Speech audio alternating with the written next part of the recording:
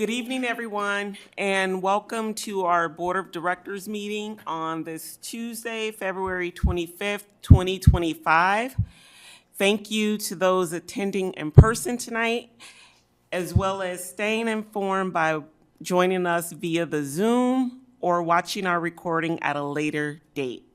The public is reminded that if they wish to speak during community comment, they will need to fill out a speaker form located in the lobby on the table and turn it in to Recording Secretary Kim Coven, seated at the end of the table on my left. Comments will take place during the designated community comment portion of our agenda. And before we dive into tonight's agenda, I want to take a moment to introduce those seated at the table with me. To my right, we have Superintendent Degner, Directors Icestone, Eastham, and Williams. I'm President Malone. To my left, we have Vice President Abraham, Directors Finch, Lingo, and Board Secretary Kim Coven. With that, we will jump right into tonight's education showcase, which is coming to us from Coralville Central as they talk to us about bikers for backpacks.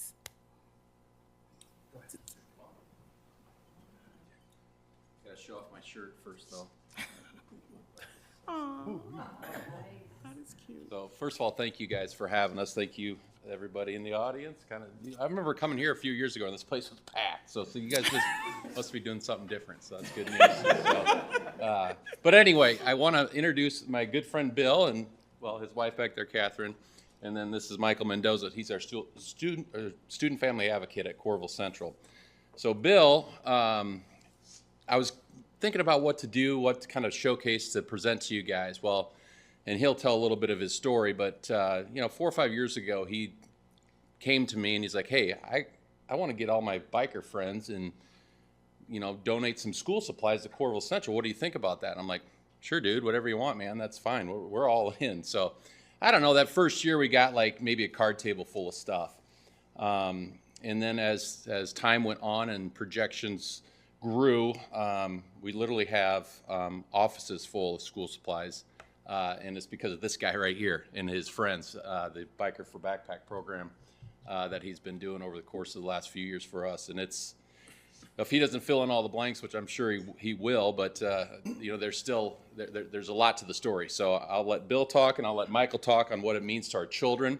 So I wanted to bring somebody from what people don't see all the time, from our community of Coralville, that comes to us and gives us these great magical gifts for our students. So I didn't bring any kids with me tonight just because this is kind of Bill's he's like Batman. He comes in, he saves the day, and he takes off. He's not a guy that's a huge recognition guy, but boy, he's been a miracle worker for us and for our children at Coralville Central and beyond. And so I'll let Bill talk and then give Michael a couple seconds.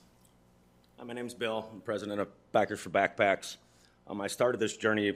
I'm actually getting ready to go on to my 6th year with it. I've raised just a little over $32,000 in those 6 years, 5 years. I don't give any money back to the school district.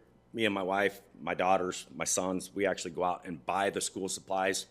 Mr. Gann has always been a huge part of my life. My boys actually went to Coralville Central, so that's what made me reach out to him the most. I got a lot of things going on with it, so I genuinely take the majority of the school supplies to Mr. Gann, and he works his magic as far as giving it out to other schools, because it's a lot. Sorry about that. Oh my goodness. Sorry about that. It's my son. But what we do every year is the motorcycle community is huge in this district.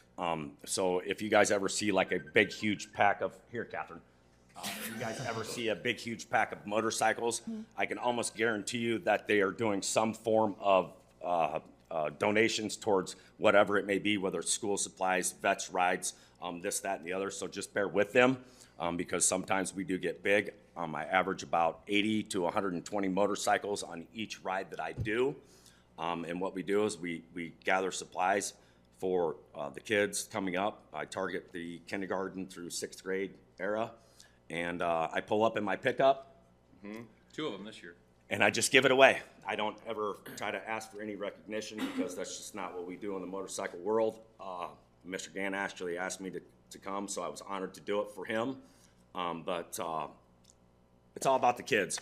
So whatever we can do to alleviate the teachers out there, they're phenomenal. A lot of them struggle, buy school supplies on their own. So if we can eliminate some of their stress, that's what we're here for. That's about all that's about it for me.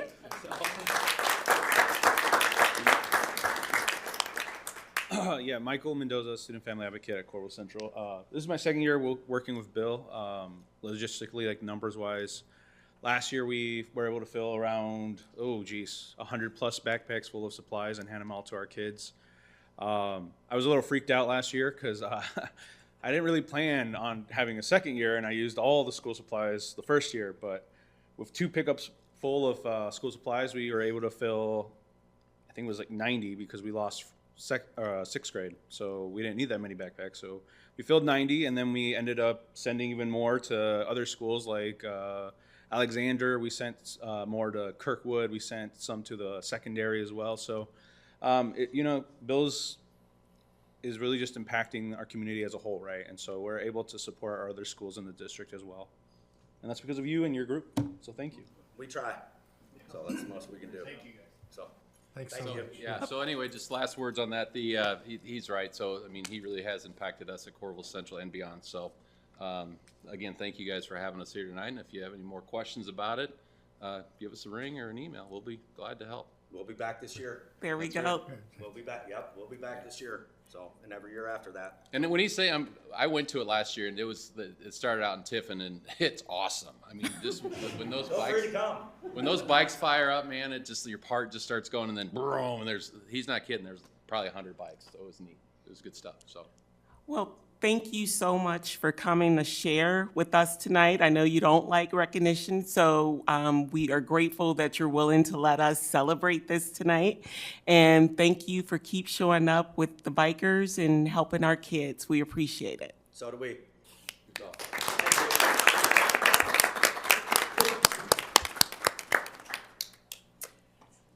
Next on the agenda would be community comments, but I don't have a slip, so we will move on to approval for tonight's agenda.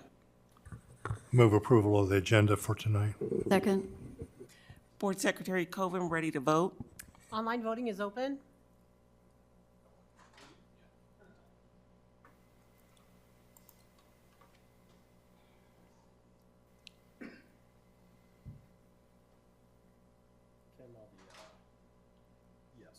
Thank you, Director Lingo. All votes have been cast, and the motion carries with all directors voting in favor. Thank you. Before we get to tonight's consent agenda, were there any questions or comments from directors who reviewed the bills this cycle? Okay. Are there any items that directors would like to pull from tonight's consent agenda? I would, under the Appendix 9, I would like to pull the Mercer Park field improvements. So you want to pull Appendix 9? Yeah, the Appendix 9, but specifically for. Yeah. Sorry. All right. Any other items? Hearing none, is there a motion related to tonight's consent agenda minus item 7? I move we approve tonight's consent agenda minus item 7, Appendix 9. Second. All right. Board Secretary Coven, ready to vote? Online voting is open.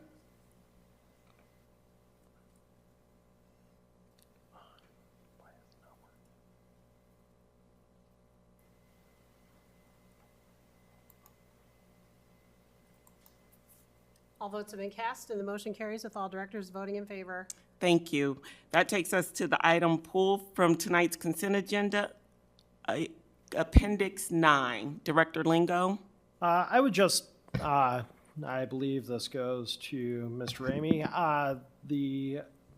just a little bit of information about what's going on with the Mercer Park baseball fields. Sure. Thank you. Thanks for the opportunity to speak on this. It's actually part of our FMP process over the last several years and grew out of some decisions around a different project. When We were making some of the outdoor improvements at City High. We had to make a determination about whether or not we were going to move baseball back to City High or if we were going to go with the tennis court project.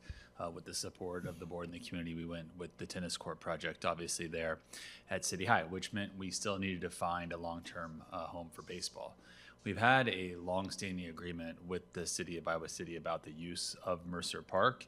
It's had several different variations over the last couple of decades, but when we decided that we were going to keep baseball at Mercer for the foreseeable future, we approached the city about how could we possibly expand that partnership, really turn it into something long-term, and quite honestly give a facelift to that area and the ballpark down there for the benefit of our students and our families. And through the course of those conversations, we decided not only to look at baseball, but then to move softball down there along with baseball to make it truly a baseball-softball complex for City High. Along with the projects outlined in Appendix 9, there's an accompanying 28E agreement that's also on the agenda tonight that kind of outlines what that looks like. It gives the district exclusive use of fields 1 and 4, allows us to provide maintenance improvements as we see needed for those fields for the use of our students, our student athletes. We can use the other fields through the city's system, and having those fields is important to us given the footprint of City High. We don't have additional practice fields like we have a second one at West, right, Lynn? And then we have Penn Park that we use up at North Liberty. So our baseball complexes end up being some of these partnerships with our local municipalities that we're proud of and like. So we're excited about this project.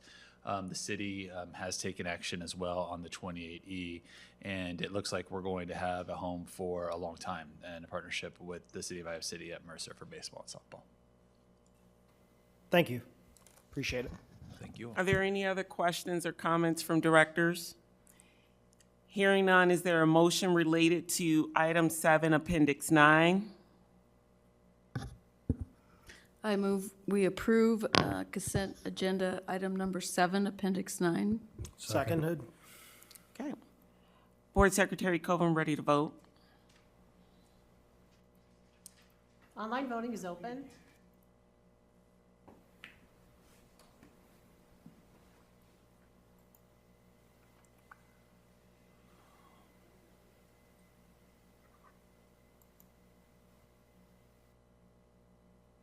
All votes have been cast, and the motion carries with all directors voting in favor.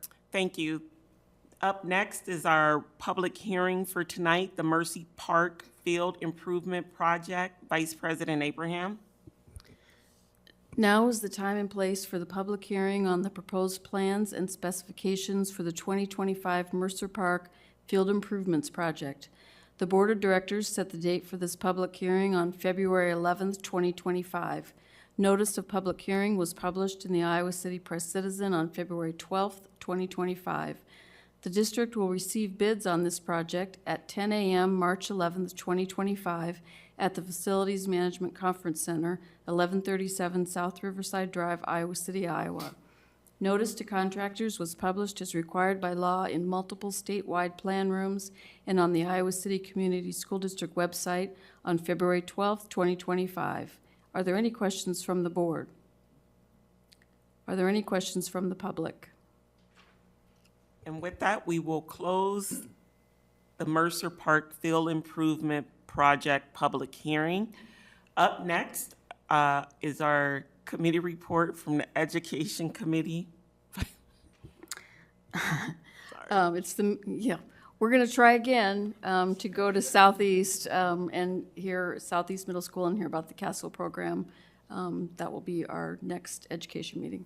In March, right? Yes. in March. Okay, and probably the 4th time is the charm? Okay, April. It will be April. Got it. Thank you. Next up is policy review, and Director Williams, I think you chair that, so please provide us with an update. Sorry, I should speak into the mic. So tonight, we did the 500 series and the policy updates to the 100 series. Not a lot of substantive updates to the policy updates in the 100 series. Those were mostly just changing names.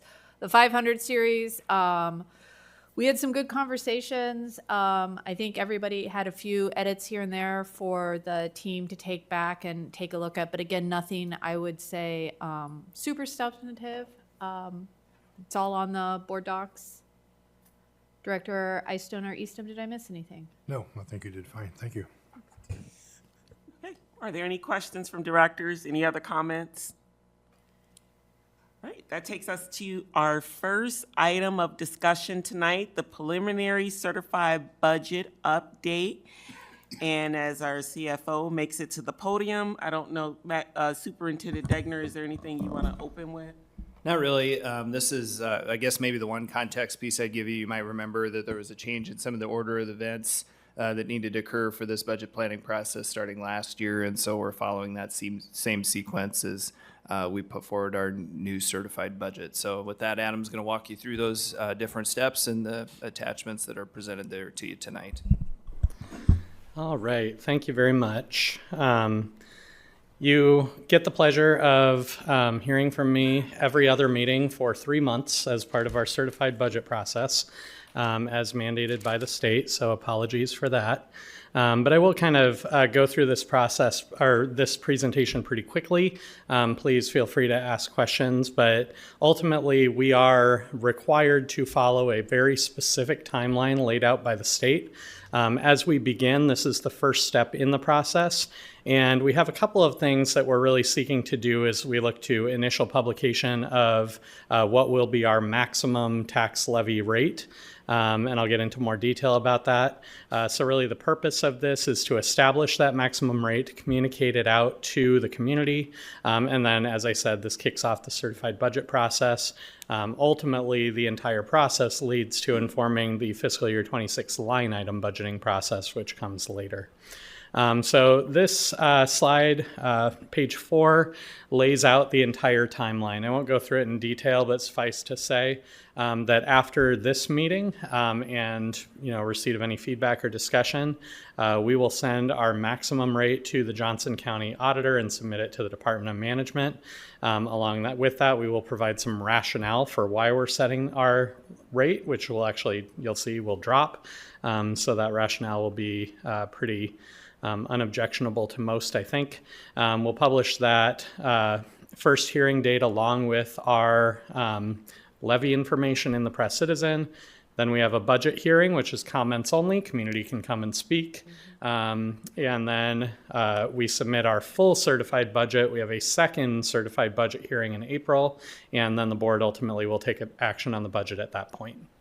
We are required to meet, again, very specific timelines, not only for when we have to wrap up this process, which is before April 30th, but we also have triggers where we cannot go before certain dates for certain parts of this process as well. So we're really given like 12-day windows to operate with for each of the components of this.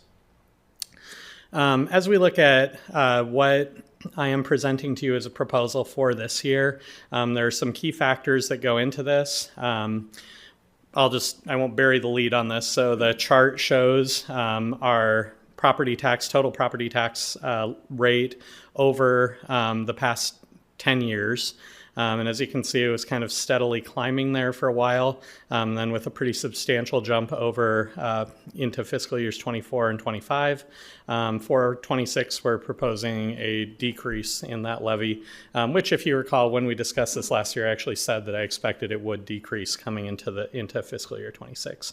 There are a few things that drive our levy. Insurance costs, this is for property liability insurance funded out of the management fund, which is funded through our property tax levy. We do expect those costs to increase about 15%.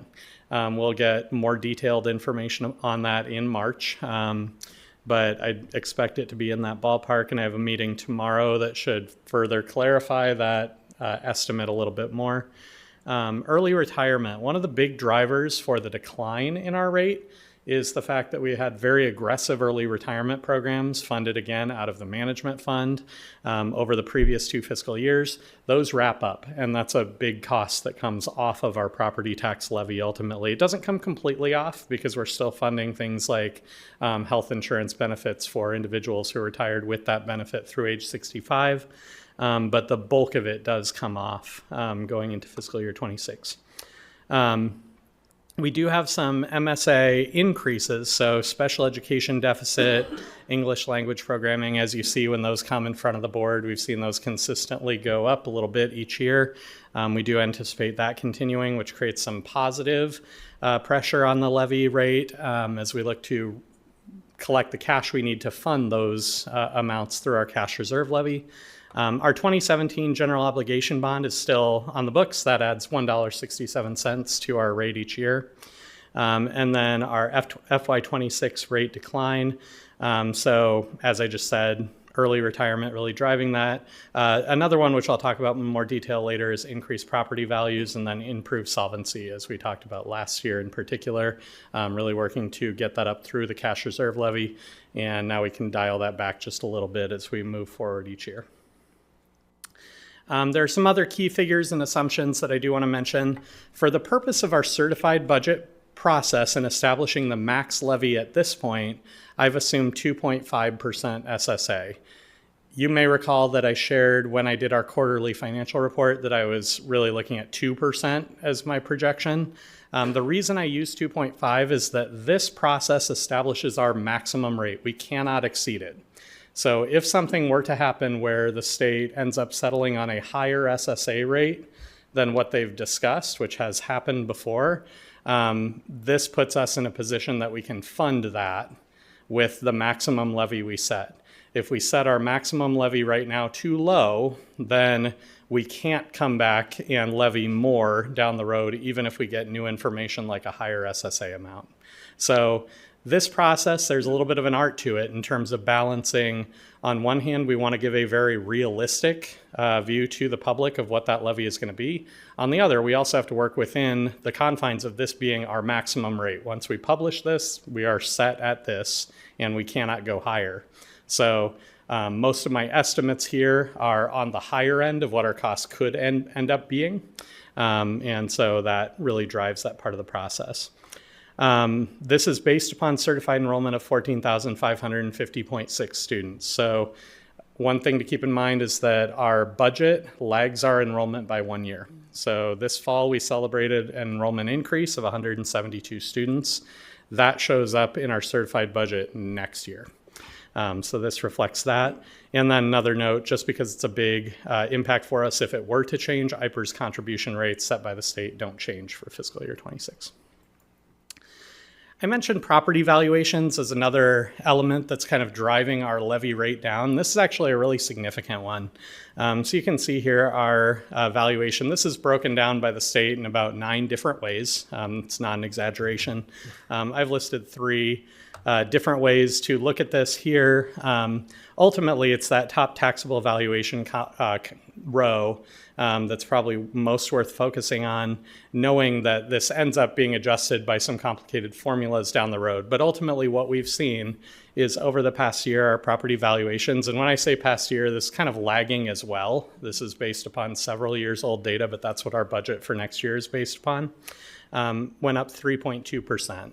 And so we had historically been in a mode where we were really seeing that number closer to 1% for a number of years.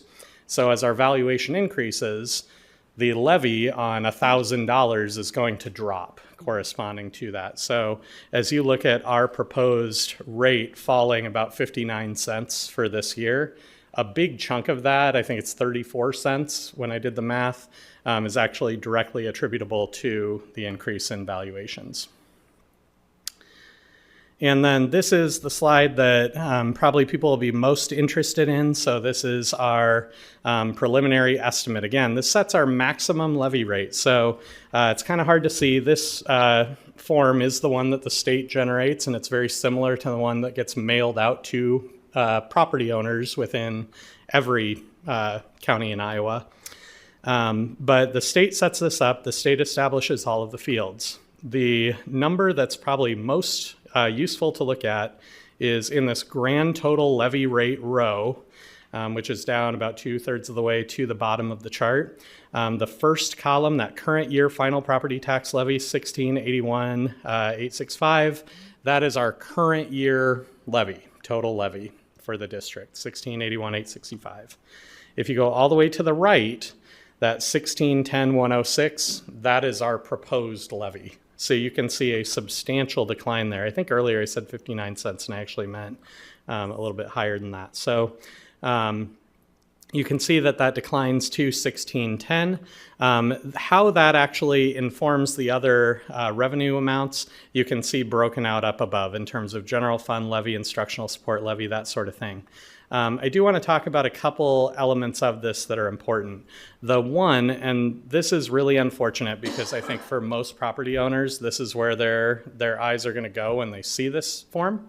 They're going to go to this residential property with an assessed value of $100,000. They're going to see current year, they're going to see proposed, and the percent change.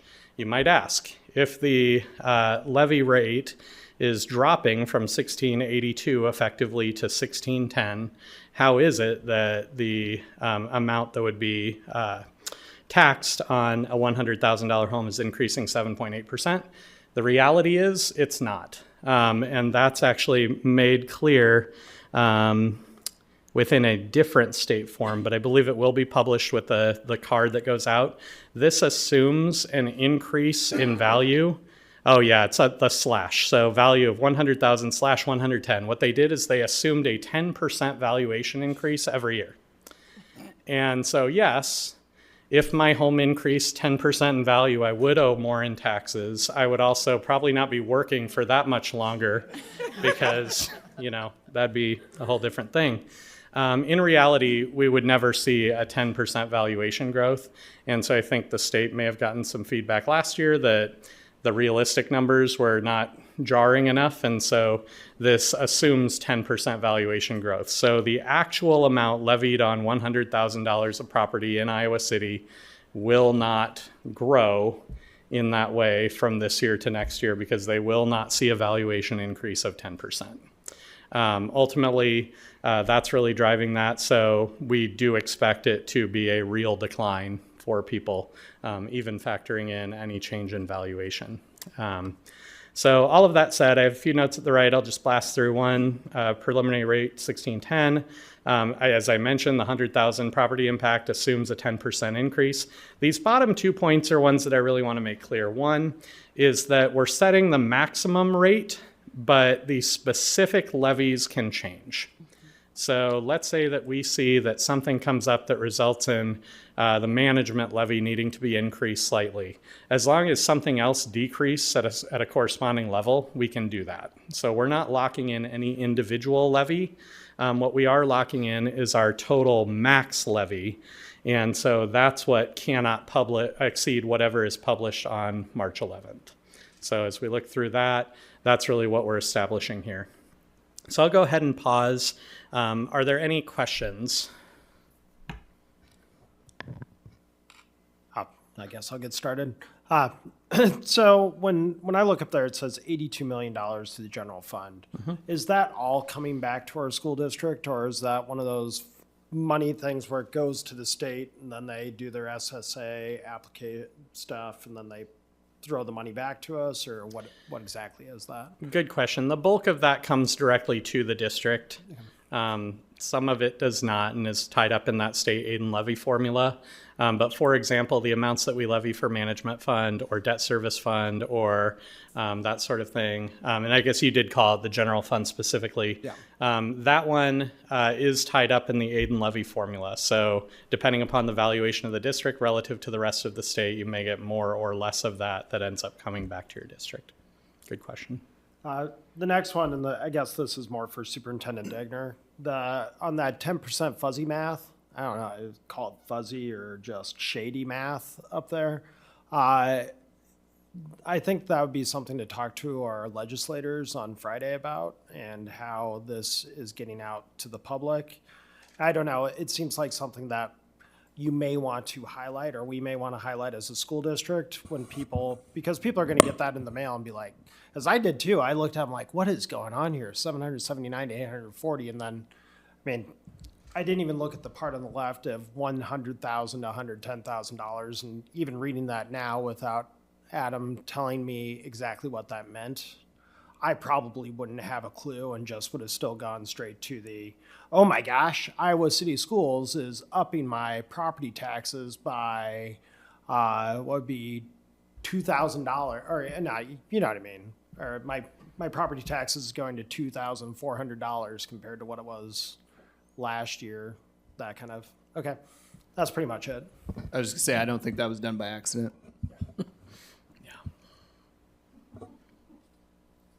Okay. Any additional comments or questions from directors? All right. Thank you so much, CFO Kurth. Next up is a presentation on high reliability schools, an update.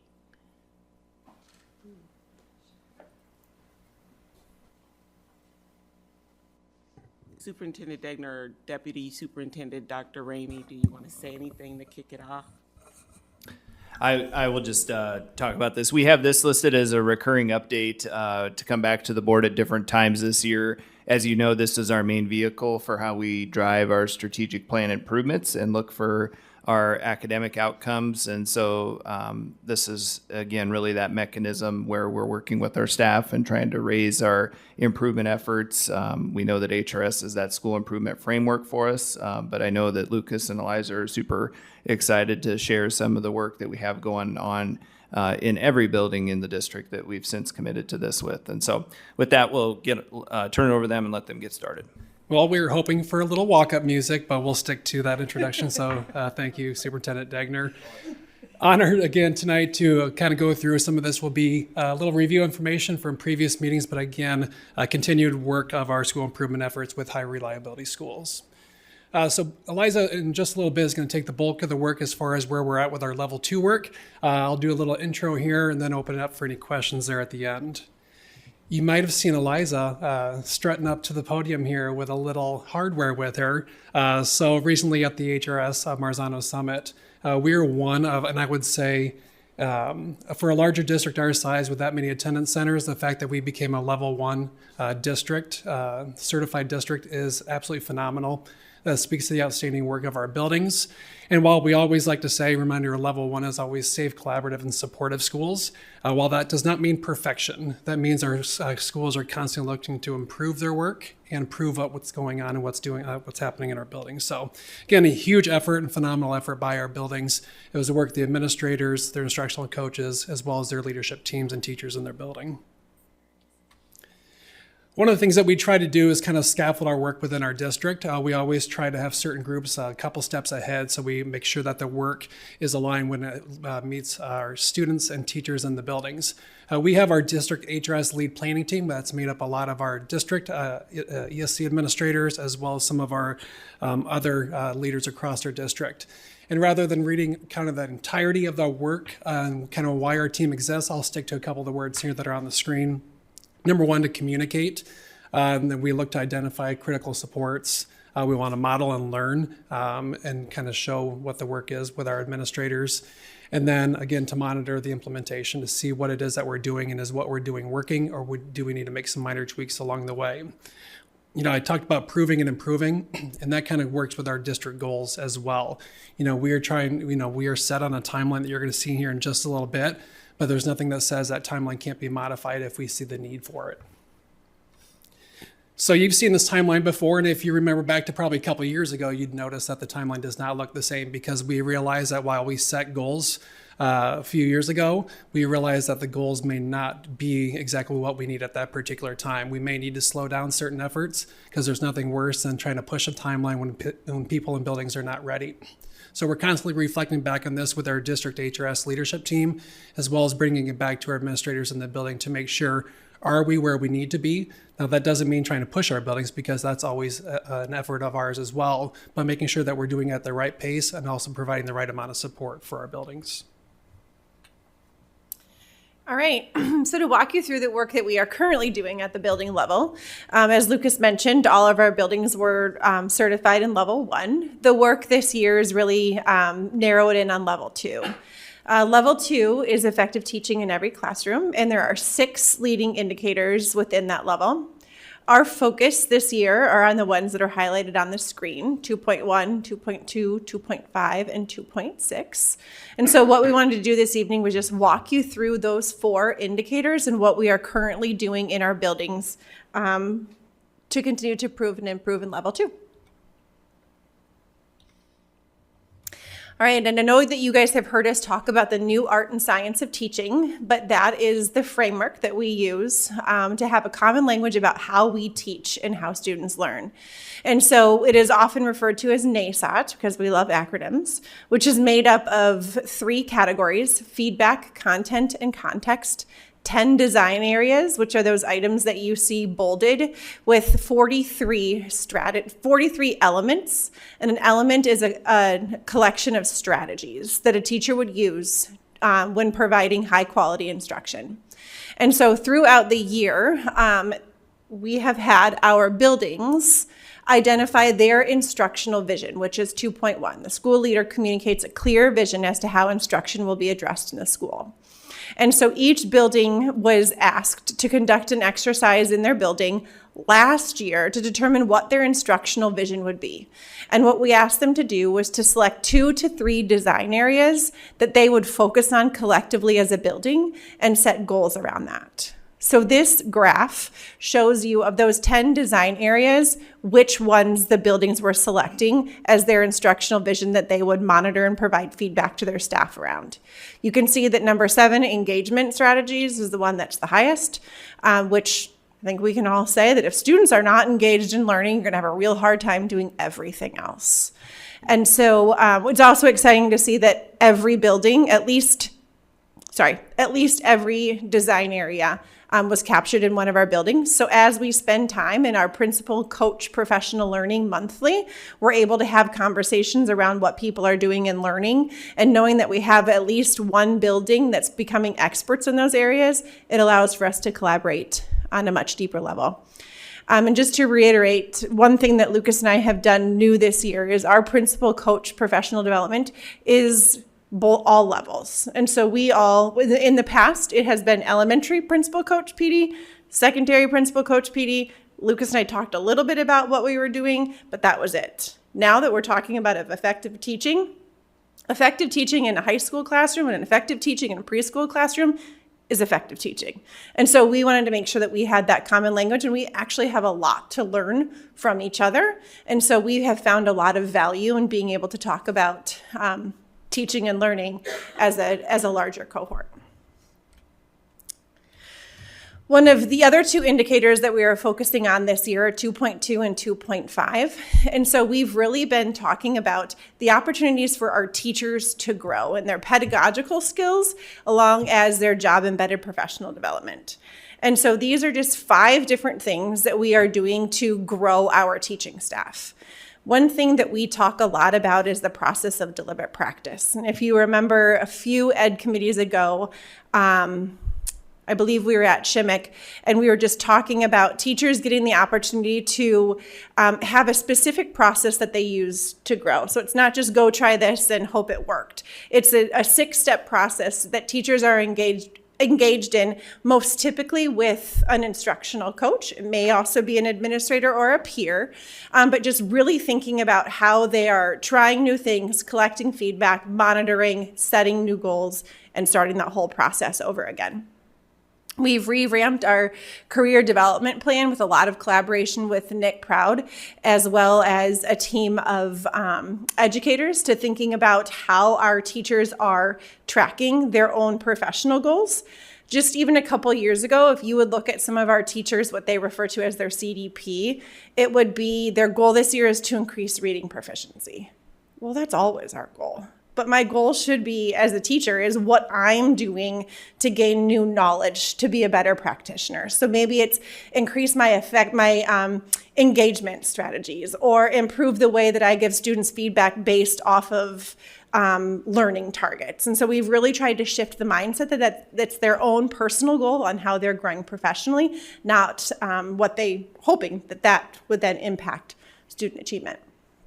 Instructional coaching is a way that we are continuing to seek our teachers enhancing their pedagogical skills along with professional development. We've really tried hard to be deliberate and differentiated in the professional learning that we provide our teachers. As you're aware, through the negotiated agreement last year, this is the first year of providing teacher-directed PD, so teachers will be able to dig in and work on those things that they feel are areas of growth for themselves. and then the ability to continue working with those intentional collaborative teams. Instructional rounds is 2.6, and that is teachers have the opportunity to observe and discuss effective teaching. We had the opportunity to share at our teachers at City High and our teachers at Mann, shared about instructional rounds. And my goodness, this has been one of the most exciting things to hear teachers talking about how they're getting into their colleagues' classrooms, they're seeing their instruction with the intent of reflecting on their own instruction and their own practice by seeing what other people are doing. We've had a really, really great reception from our staff and from our principals. At first, the questions were like, how is this going to work? How are we going to give teachers the opportunity to get into the classrooms? Is it going to be scary for someone else to come into your classroom? Once they've gone, we've heard, like, how can I get back? We're seeing more teacher quality plans come in to have funds for building subs so that a group of staff from one building can now go to a whole different building and see what that instruction looks like, which is really leading to a lot of cross-building professional learning and collaboration, which is something that we really value. And we have a lot of really great teachers in this district that just don't get the opportunity to see each other. And through this process, we've been able to see that expand. And then what is coming up in the very near future, as Lucas had alluded to earlier, is that it's really important for our leadership team to stay one step ahead.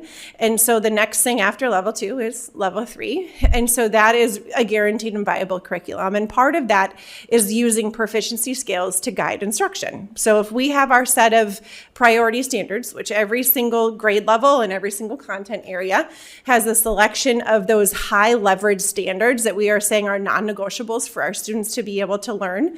And so being able to measure progress towards that for students is in proficiency skills. And so we have Dr. Phil Warwick, who is a consultant with Marzano, which is through HRS is through. He's going to be coming for 2 days here in the district in March to work with our HRS lead teachers as well as our instructional coaches and administrators for some deeper understanding around how to use proficiency skills to provide students feedback on their learning. We know one of the biggest indicators of student success is for students to be able to set learning goals for themselves and monitor them over time and feel like that this will be work that really takes us to that next level here in Iowa City. And then on Wednesday, we're having an opportunity for a smaller group of a lead HRS group as well as some building administrators to get a little bit more specific time with Dr. Warwick to think through how we will implement this as an entire district. It's one thing to think about one building with one small staff, whereas we're looking at our entire building and all of our teachers and support staff and how we continue to grow and progress with a guaranteed and viable curriculum. So that is what's coming on the forefront with HRS this year. Any questions that you have for us? Eliza and Luke, I'm always amazed at your professionalism, dedication, and Oh, thank you. enthusiasm for doing this work, which is vital to the students in this district. I just want to ask a bit about the use of proficiency scales. That's going to come about, as I understand it, later this year? Excuse me, so the learning just for our leadership teams is going to start here in March, and just the beginning of what are proficiency skills, how are they utilized in order to give students feedback. Last year, we had small teacher teams that actually created the proficiency skills at the elementary level for all grade levels. So we have our proficiency skills written. And so now the next step is the implementation. And at secondary, they are working on writing those proficiency skills. Well, then, and as the teaching staff acquires data from proficiency assessments, are we going to be able to, we're sure we're going to be able to look at that data so that we're not overlooking any students in the district in terms of their proficiency levels? I think this will actually help us do that because we will be looking at standards. We'll be looking at what mastery looks like for that specific standard or that specific skill, and then being able to set goals based off where a student is currently achieving and then what we can do incrementally to get them to that level of mastery. And also knowing that we have some students that come into a content or a grade level already having mastered some of those skills, then how can we push and extend into that application stage so that we can guarantee that all of our students are learning and progressing. Okay, great. So as I understand your response, we might expect to begin to see results in our outcomes, proficiency outcomes, next year. Is that what we're anticipating? Great question. We hope to see that achievement and that alignment, but we won't be next year. Well, hopefully all of our other efforts, yes. But the direct correlation between proficiency skills, if we go back to that timeline, we will be implementing those at the elementary level, probably not until the 26-27 school year. Start to kind of pilot next year because we really still want to focus in level 2. The last thing we want to do is overload our teaching staff with more and more and more. We want them to get really good at those. And so we're still in that level 2 with the new art and science of teaching. But in order to give students feedback, we need to give them feedback on something consistent. And so that's where we'll start to bring in some of those proficiency skills. But not until the 26, 27, 27, 28 school year will we see those fully embedded into the classroom structure. Right, so maybe a year after next, we would begin to get some ideas of how we're going in terms of maintaining proficiency for all students. Our hope is that that's when we begin to see that. Yep. Okay. All right, sorry if I'm dense about the times, but No, that's okay. No, you're great. thank you. Thank you for your presentation. I love hearing about all the processes, about how we're improving the instructional capacity of our staff. I especially love hearing about the cross-building collaboration. That's wonderful.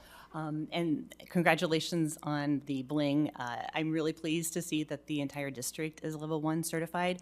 I just have a question about what happens in the future, because we all know that's one moment in time, and we know that there's turnover and change in leadership. So is there a recertification process, or how do we know that we're maintaining that level 1 certification level? It's a great question. Okay. So every time that you certify a new level, you have to certify the levels before. So when we go to certify in level 2, the goal is at the end of the 25-26 school year, we will need to go back and recertify level 1. So we'll need to then indicate those items that we had put were prove or improve, that we're still proving those, and we're still working towards improvement on the others. So that's a part of that structure, is that you're continuing to monitor the other levels. So the last thing we wanted was, all right, check done, level 1's over, now we're into level 2. So our HRS lead team that's talking about is we're constantly talking about how are we monitoring the efforts of level 1? What are they doing at the building level? What are we doing at the district level to maintain just that experience and those expectations for our students? And the state used to require the CSIP, the Comprehensive School Improvement Plan. That's no longer a requirement from the state anymore, but we felt it important to customize it based upon the work in our district. So even though it's not a state requirement, we have building action plans that every single one of our buildings take part in, where even though they're level 1 certified, there's still leading indicators within level 1 that they're still expected to monitor throughout this year and the coming years. Wonderful, thank you. Thank you. Thank you guys so much. This was a great presentation, and I always like to hear about the progress that we're making and the fact that you are taking the path of not overloading our educators. So thank you so much. Next up is our presentation with the chronic absenteeism in attendance. We got a couple folks coming to the podium here, Director Callahan and Kara Prattner. I'm going to talk to you some about attendance tonight, chronic absenteeism. You know, there was a major piece of legislation last legislative session centered at this. We have some good positive data to share out, and be happy to answer your questions after they work through their report out here. So with that, I'll turn it over to you, Kate. All right, thank you, Superintendent Dagner. So with me is Kara Prattner. She's our senior our senior specialist for student services, and often the face behind attendance that's doing a lot of the work. So I wanted to bring her here with me tonight so she could also talk with you. So tonight we're going to talk about changes in the law that happened over the summer, last summer of '24, with Senate File 2435. And there were ramifications from that law on our practices. And really, the spirit of the law was to ensure that schools had practices and procedures centered around improving attendance, and then also ensuring that they're working with the county attorney's office on that. Fortunately, in Iowa City, we've had a great partnership with our county attorney and our county attorney's office really for the past 20 years, and we've worked with them in a variety of capacities. We also had practices in place, and what we ended up having to do is just tweak those a little bit to meet the measure or the letter of the law. We're also going to talk tonight about what's working, and you're going to see that we're doing much more than what is required by the law, and we're seeing some great progress. So we'll share that historical data with you, and one thing you'll see is that our attendance is really improving to the point of where it was pre-pandemic times. Okay, so with Senate File 2435, there were some changes in the law, and really, this one major change was that the state determined the type of absences that were considered exempt, or what our district would call excused. Prior to that, that was a local decision that was made in collaboration with the county attorney. Attendance now is monitored by grading period versus the school year. So for high schools and elementary schools, that would be the trimester. And for high schools, that's quarterly. And then it also restarts the attendance totals. And then the third major change is that required district notifications to the county attorney at certain points in time during that attendance process. So with that change, I talked about the exempted excused absences, and these are the ones that the state has approved. I won't read them all to you today. What I will say is that it's actually quite similar to what we used in the past. A main change is that in the past we were allowed to excuse vacations, and that there was if attendance had been within the limits of what we would allow with the district. It also allowed some principal discretion, and we don't see a lot of principal discretion at this point. Those are the main changes, and I would also mention that with these exempted and excused absences, these are, like the student and the family are excused from the absenteeism. However, the district is still held accountable when we report chronic absenteeism, although there wouldn't be necessarily any ramifications following a student if their absences fall within these categories. I'll let you take this one.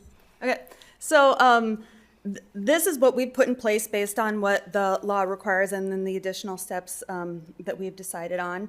This is the chart. Basically, the law requires the 10% absenteeism to send a certified letter to the guardian and to notify the county attorney. So we send out the certified letter to the guardian, we translate that into the family's language so they understand, and then I just send off basically a notification to the county attorney saying, hey, these are the students that are at 10%. The 15% is also required by law, and that's, again, we do a notification to the guardian, then we have a school engagement meeting, we do the absenteeism prevention plan, and that way we can get into really figuring out what's going on with this student and really customizing a plan for that student to improve attendance. And then we do a weekly attendance update to the guardian, and those are all required by the law. In addition to that, we do a 5% absenteeism notification when they've hit that 5%, just to say, hey, parent, just be aware of this is the policy, these are what we can excuse, so it's not a big surprise when they get that, if they end up getting that 10% letter. So it's really just a proactive measure and informative measure. And those days, so as you can see, the days depend on whether they're in high school, elementary, or middle school, and those counts do not include those excused or exemptive absences, so they would only be the absences that fall outside of those exempted absences that the state provided. All right, now we're going to cover what's working in our district. So why do we think we're seeing those numbers of student attendance increasing at this point? So the district has really placed, they've really placed a big responsibility on the schools for increasing attendance and really doing what's even beyond requirements of the law, because it's in the best interest of students to be in school and to be in seats learning. So one of the changes we've made, and this we started last year, was a standardized process for district level notifications.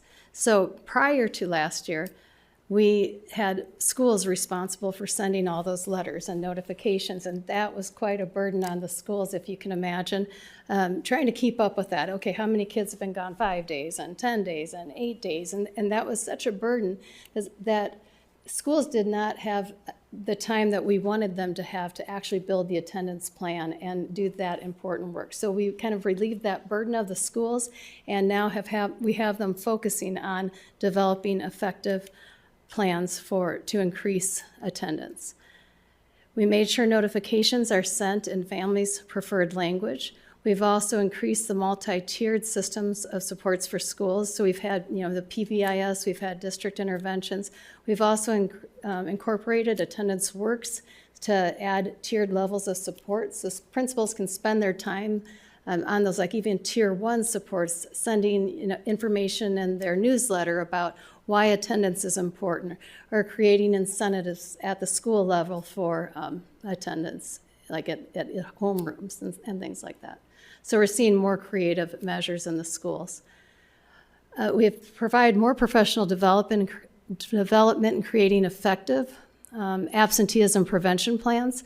And so with that, just making sure that schools are aware of the different types of supports, and then also that SFAs are now a part of those attendance meetings, along with parents and students and the school official. We encourage outside community supports to join in. So parents are always welcome to bring in, if there's a therapist working with a student that they think will be helpful, we want to include everybody in that planning.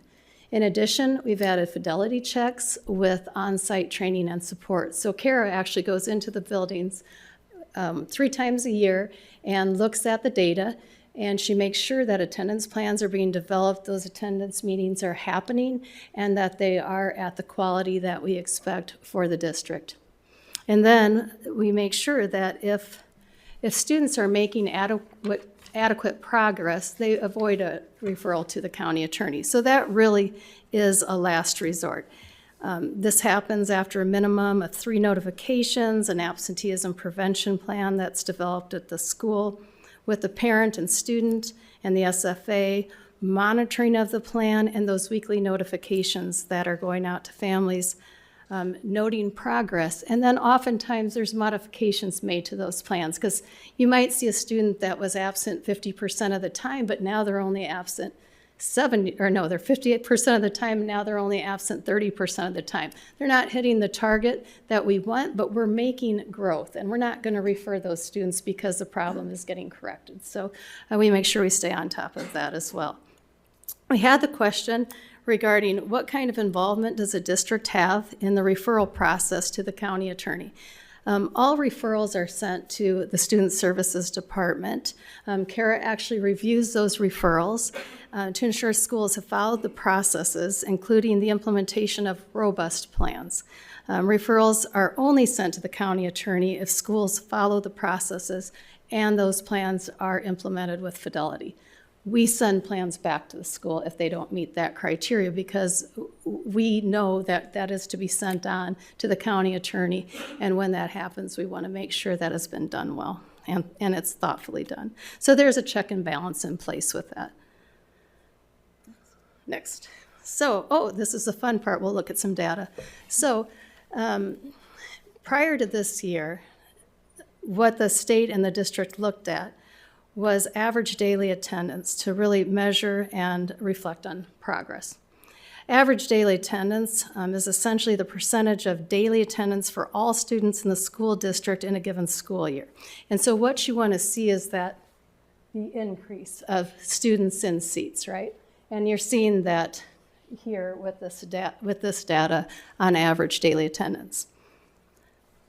Currently, though, what we're using as a measure is for chronic absenteeism, is the chronic absenteeism measure. So this is the percent of students who are absent for more than 10% of school days for any reason. One thing to keep in mind when you look at the overall stats is that this would include even students that are not chronically absent because they are exempt from those excused and, the excused absences. So they're still included in the school's total, even though they're not really considered chronically absent.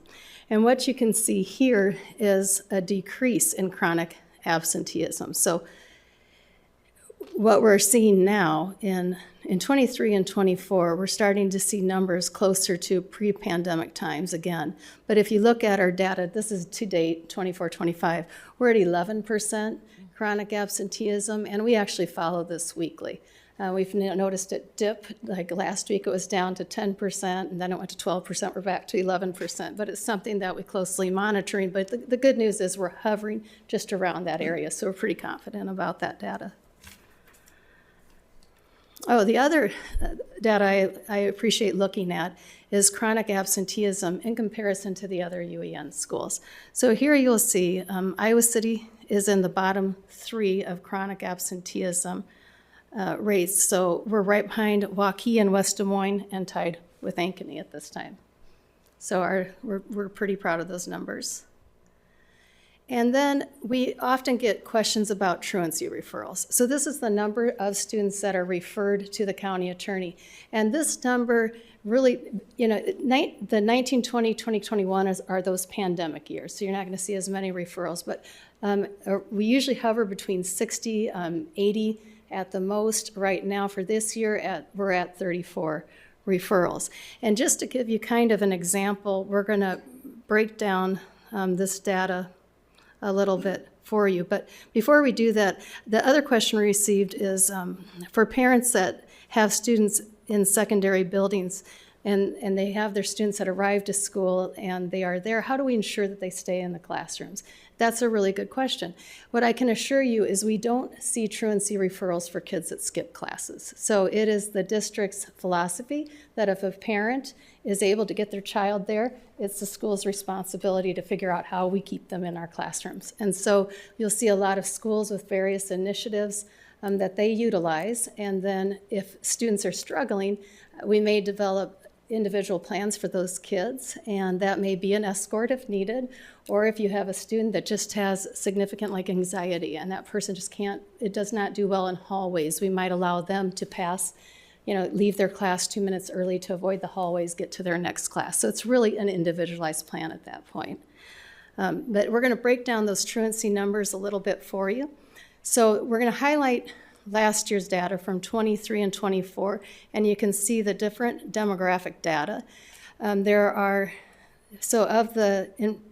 the referrals in 23, 24, we had 76 students referred that came from 53 families. We had a question from the board regarding how many students were EL students, and we had 3 of the 76 that qualified for EL services. 3 of the 76, did I say 3? Yeah, okay, of the 76, 73 of the 76 qualified for free and reduced lunch. So you kind of can see that the more barriers a family may have, the harder, there's a lot more to work through with the families as well.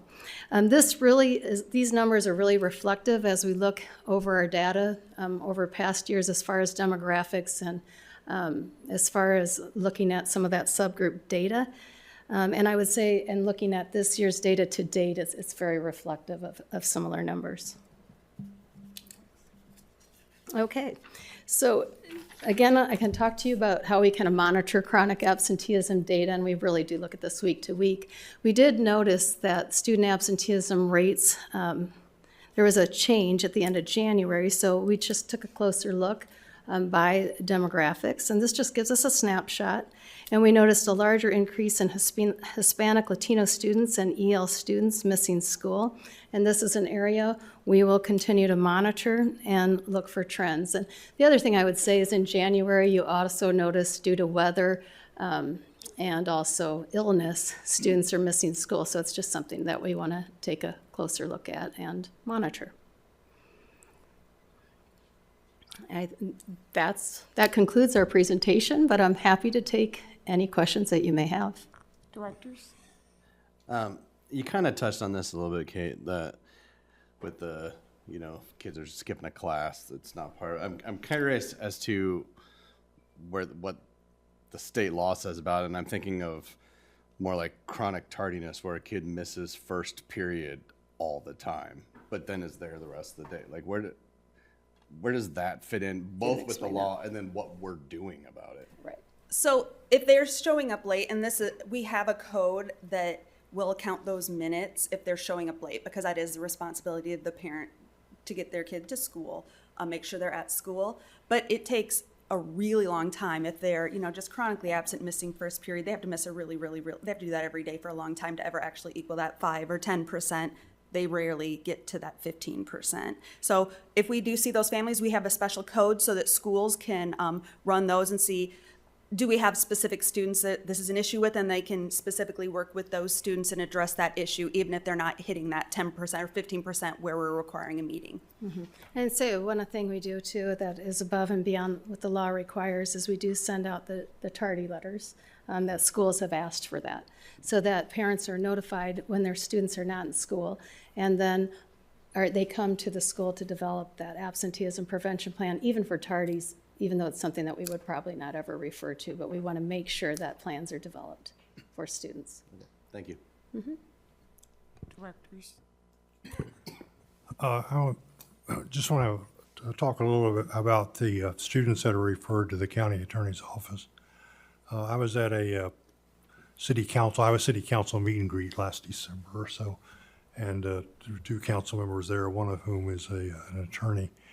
And the discussion was that for students who are referred to the county attorney's office, as it was explained at that meeting, the district makes a recommendation to the county attorney about what the county attorney, the district refers the county attorney to handle that referral. One of the recommendations is that the county attorney have the student go to mediation services, and the other is that the county attorney initiate some kind of I say criminal process, that's not quite right. Student charge, okay, charge process. And the council member was urging us to change our practice so that we only, or almost always only, recommend mediation for students as opposed to a charge, because the charge process becomes very problematic for the student's future. So can you talk about what we're doing now and if I have the facts right or not? Well, I don't think that's entirely accurate, Director Eastham. You might remember that the county attorney came and presented to our board and talked about a shift in strategy, that they would be moving forward with a charge. And so we don't influence if that's going to be a mediation or charge on a case-by-case basis. And so that's been a shift in approach. I think Rachel, when she was here, talked about that the majority of those charges are dropped, but it's a way to try to inspire that mediation or to inspire improvement in attendance on a quicker basis. And I think what our team would say is they've seen some success even when we've had those charges brought forward. And so, of course, I think, an entity could have a conversation with another entity about how they're approaching that, but that is not something where the county attorney is working with us to say, well, on this one, do you think we should mediate or should we do a charge? Her process is shifted towards they're going to treat those as a charge when we have those referrals over, and then we work backwards from that step. Okay, so Matt, I'm sorry, but so you're saying that we do not make a recommendation to the county attorney about mediation or charge? No. Okay, thank you. And Matt, Superintendent Digger, my understanding from that presentation, just what Director Eastham said, we don't charge the students, it's the parents who are charged. So the student wouldn't exactly. have Sorry if charges I that follow them. Clunk that up with my language, but yeah, it's the parent that gets the charge. Yes.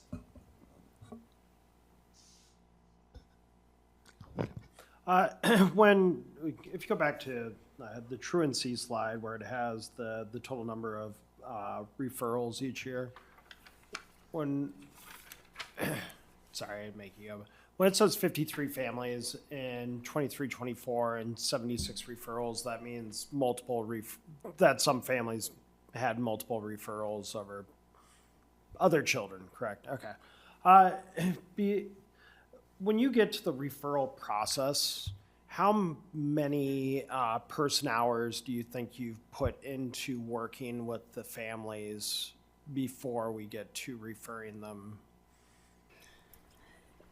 I'm sure it's case by case basis, but I don't know if I don't know if I would have an average. I would say that a lot of work goes into developing plans and working with families. And I think that's part of why the county attorney started looking at it a little bit differently. And she had mentioned, by the time that the district brings forth a family, we feel like you've done everything that you possibly could do. Like we have a hard time even finding additional, mitigation or efforts that we can make. And so that was one of the things that she had talked about. So I would say, it is all dependent on the family and responsiveness. And if a family is responsive and I would say even if they're not responsive, then you're going to have the schools going out, they're doing home visits, they're calling, they're doing really everything they can. We won't pass on a case to the county attorney unless we feel a school has followed our procedures and with great integrity. And that can look different for every family.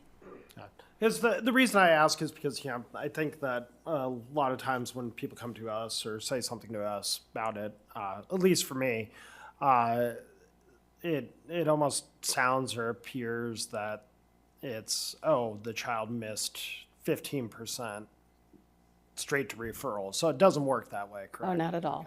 I'm not trying to be stupid, but I my understand. question, I just and want I can assure people to you it know. doesn't just, it's not an automatic.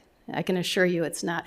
Because once they go to the Okay, can I 15. But I think Go there ahead. is a difference, probably a nuance, is that the state law requires that we notify the county attorney when they get to that 10%. And so if you are hearing from constituents that say, my child missed 6 10%. days, 10%, I got a letter that said their name was forwarded to the county attorney. That is true. And our hands are tied on that because of the practice that the new state law put in place. The referral process is different. That's where Kate's talking about, where we have that control and can put in all that work. But Kate, Kara, and then obviously the principals, the FSAs at the building level to do that. So Director Lingo, if they're saying they got this letter, the state law requires that we send in that letter. But the actual referral, yes, we do a tremendous amount of that work at the building level with those families before that step would be taken. Right, and that notification to the county attorney is a simple email or a spreadsheet that we share. At that point in time, they're not using that information until it gets to that 15% point. And then at that point in time, we are working with the schools. And then if we're not seeing adequate growth and it's hitting about 20%, that's when it's referred to the county attorney. So there's many, many layers to this. I think parents, to Chase's point, may be concerned that they've been referred to the county attorney and they really haven't. We've had to do the notification step, right? I think that there's probably some of that conversation happening there in the district, and so that's a concern. But when people are talking about referrals and the district involvement in referrals, I think just for a level set, that number of 34 with 14,500 students, that we've had 34 referrals to the county attorney should also provide some perspective about how extreme those situations probably are, right? That we haven't been able to address those at the building level with all of those other steps. And so, and whether that 34 climbs closer to the 76 from the year before, the 81 or the 82, those are really extreme situations where we're not seeing the student hardly at all in our school building. So I do think it makes me wonder, Director Lingo, what you're saying about how we continue to work with the messaging on that. If parents are kind of communicating, well, we got referred to the county attorney, well, that's not the right language around it, right? It might have been a notification we had to mandatorily make, but is there a way we can clean up what's the difference between a referral and a notification for families too? I think that clears up a lot for me. I can say that. Just hearing that now I feel foolish sitting up here. That's not on anybody at the meeting by any means, but just the difference between the notification and the referral would be a good one. Yeah, no, thanks for clearing that up because I had questions about that too. It's really wonderful to see our numbers below even pre-pandemic levels. That's just incredible. And so I was just curious about when you're having these meetings and these, mediations and interventions with the families to determine what the root causes are. What are the most common root causes, and what are you doing to alleviate that for our families? Do you want to mention the most common you see? So it depends on the age, right? At the secondary level, it's usually the student just doesn't want to go. The family just cannot get the kid to cooperate, can't get the kid out of bed. The kid just refuses to go. And a lot of that, there's a lot of mental health concerns with that usually. So we try and make sure they're connected with appropriate mental health supports at that point. For the elementary level, it's Usually again, a barrier for parents to get their kids to school. I would say. transportation. A lot of that is within that 1 to 2 or like 2 to 3 mile, 1 to 3 mile range, where it's like I can't let my first grader walk to school by themselves. What do? I don't have a car. So that's always a struggle. And we try and work with families on those, on either like a walking school bus, pairing up with carpooling, city bus, if they can, the parent can ride with them. So those are probably usually the biggest things that we see for those. But we've seen some pretty creative things, and I think that really helps by including the SFA in on those discussions. So we've seen things where parents will say, I have 2 infants at home, or a toddler and an infant. I can't take everybody and get my 5-year-old and walk my 5-year-old to school, and I'm not comfortable with them walking alone. And the SFA will say, oh, I know your neighbor or somebody that might be able to help. Let me see if I can get this 9-year-old or 10-year-old to walk your child. And that child, that was the solution needed. And then that child was acknowledged, that child appreciated that opportunity, and it was easy to mitigate. So those creative ways of approaching it, we really see, especially that's the part of the professional development that we offer to the truancy officials, but that SFA component is critical as well. Thank you both. My only question is, what type of education or early notification are we making sure our parents know about this policy? Do we send out something just at the start of the school year or when the new quarter starts out to make sure we capture new families in our district? Absolutely. So you'll see that those are the tier 1 interventions that you'll see with newsletters, sample newsletters that we'll give to principals to include at the beginning of the year in their notices to families. And then you'll also see information on the district website. And then also that 5% letter, which is a more gentle letter just to remind parents of our policies in the district so that they can adhere to them. Most people, they want to do the right thing, and if they just know what it is, they'll adhere to that. And is this policy in any of our student handbooks yet for secondary? I know it's in elementary, and I would imagine it should be in our secondary as well. I was going to mention building level communication, to your point too, President Malone, that, buildings are obviously communicating out the policy through newsletters and then again in the handbooks that you're asking about. Great. Thank you, President Malone. So I just want to make note of the truancy referrals by demographics slide, which, as you know, shows that Black African-American students have about double the truancy referral percentages in comparison to their percent of the population. I know we're close to being at the point where I can't discuss this anymore, but I hope that that's something that you're taking into account, and I'm sure there are many factors that contribute to those numbers. Absolutely. And that is something, when you look at that demographic, the school teams will work around that in their buildings and look at like tier 2 supports for different subgroups within their populations to try to address that. Thanks. Thank you both. I think that's All right. End of the questions. Thank All you right. so much. You're welcome. Next up is our action item for tonight, the request for modified supplemental state aid for dropout prevention. I don't know if Superintendent Degner or CFO, there you go, Kurth. Yeah, so this one's probably going to go pretty quick. So we actually had this on the agenda in, I believe, December or November. The state caught, not in our attachment, the actual item you took action on, but in the memo itself, we had a reference to the 24-25 school year, which should have been the 25-26 school year. So they have asked us to pass that again with that correction made and forward that on to them. Okay. And with that, there is a recommended action on the agenda. Is there a director willing to make a motion? President Malone, I would move that we approve the request for the school budget review committee, SBRC, for modified supplemental amount and supplemental aid for the 2025-26 dropout prevention program for expenditures necessary to implement the 25-26 at-risk and dropout prevention program plans as approved by the Iowa City Community School District School Board. The total budget proposal of $7,584,867 is comprised of $5,680,650 for modified supplemental amount and supplemental aid, and $1,896,217 as a required match from district general funds. Thank you. Is there a second? Second. All right. Board Secretary Colvin, we're ready to vote. Online voting is open.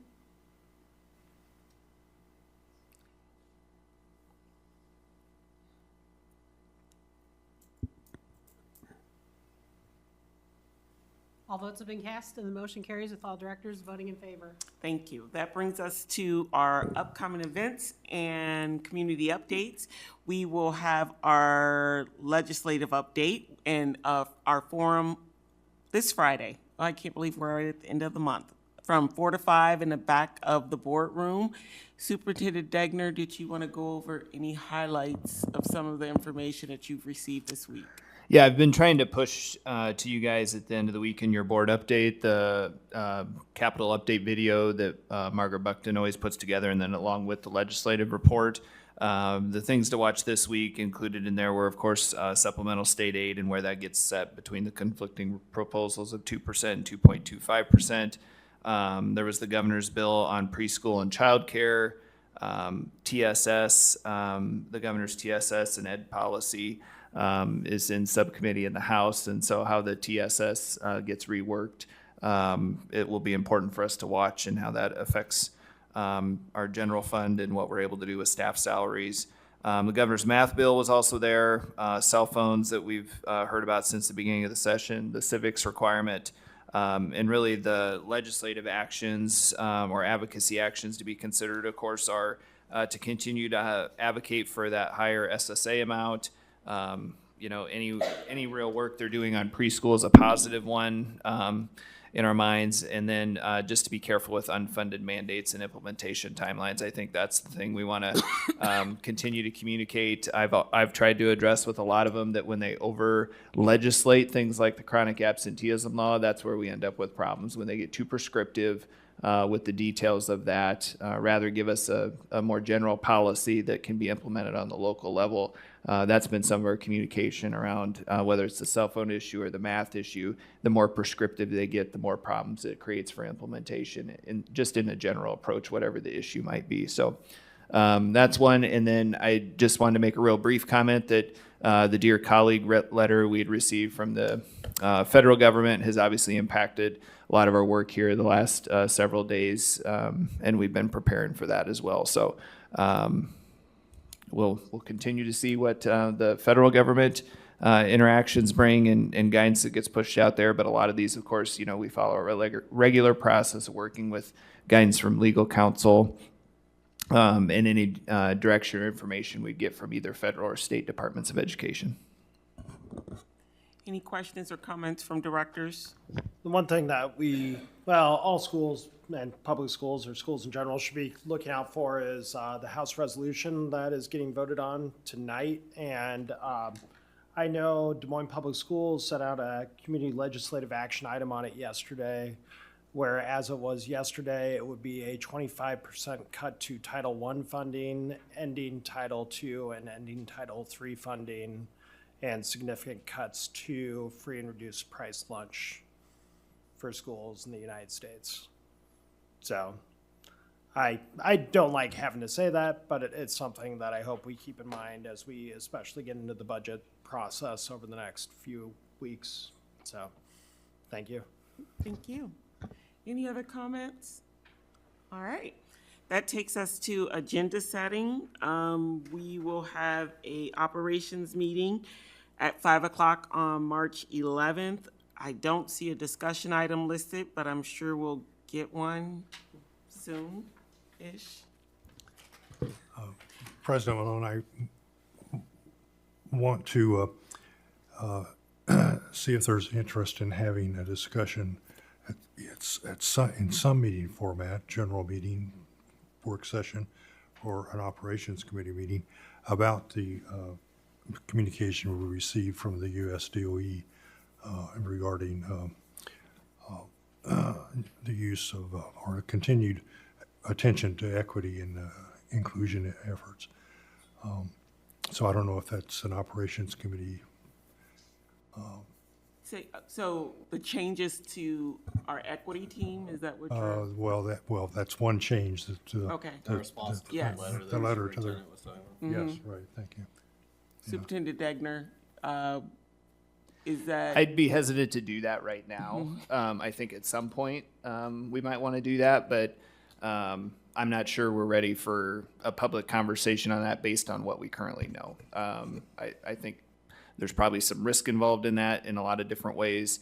I think I would feel better, and I think it would be more fair to even our people if we knew more specifics as we move forward with that. So I think at some point, Director Eastham, I agree that's an appropriate conversation. I just think the timing of right now and how quick it's been is somewhat problematic for us. So if we could parking lot that one, I think that would help us get to it yet this spring.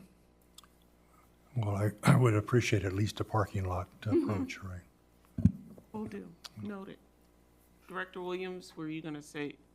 The teachers union just filed a federal lawsuit today to enjoin enforcement. I mean, so I just think until it works its way through the courts and some more time, I just don't know how much information anyone would be able to share because, you know, in a week, maybe the federal court enjoins enforcement of it and then we're in limbo. Right. But, All right. And then after that meeting, we will have our regular Board of Directors meeting. And right now, I'm not seeing any discussion items or presentations, but I know we have some on the parking lot. Superintendent Degner, did you have? I don't think I had anything specific for the March meeting. I'm sure as I work with the team here in the coming days, we'll have something that we'll present there. I was trying to scroll to the parking lot of items here to see if there was anything else that jumped out at that time. But if directors have items, of course, we could consider those. And if not for that meeting, they can definitely go in the parking lot and Right. allow for the administration team to plan for the presentation at a future meeting. So please feel free to share any additional parking lot items that you would want considered for agenda updates or discussions. Any? All right, well, we will work on agenda setting and get that out to folks. So with that, I would entertain a motion to adjourn. So moved. Second.